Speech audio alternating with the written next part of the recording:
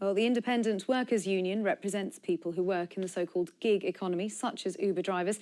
Their spokesman, James Farrer, joins me now. Mr Farrer, is this a problem unique to Leeds, or are there other councils who are worried that neighbouring areas aren't as strict about safety as they are?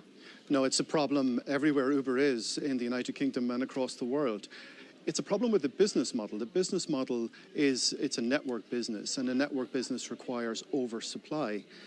Because what customers are demanding, what Uber's competing on, is instant response. And so that means the market is always oversupplied and drivers are earning very little. So drivers are earning £5 an hour or less. And then they have to work 80, 90 hours a week in order to make enough to get by. And so it's a very cruel business model, but it's problematic everywhere.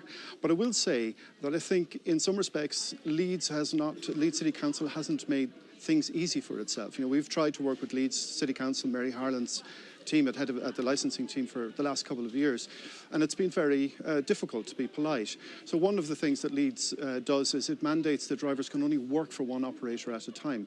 Now, if you've got drivers that are denied their worker rights and then they're trapped in with one operator, whether it's Uber or another one, that leaves them in a very vulnerable position. Now, Mr Farrer, Leeds Council says that they can't guarantee passenger safety under the current system. Do you think passenger safety is potentially at risk?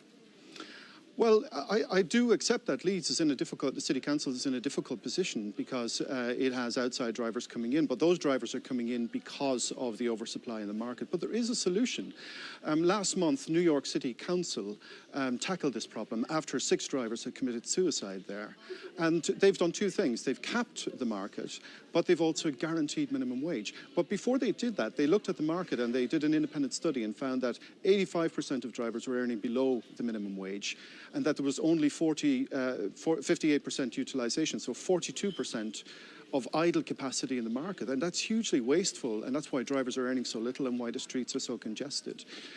But the problem with politicians is that they want the cake and eat it. They want cheap travel, but they want to crack down on Uber as well. Mr Farrer, thank you. We'll have to leave it there, I'm afraid. Thank you. In other news, it's been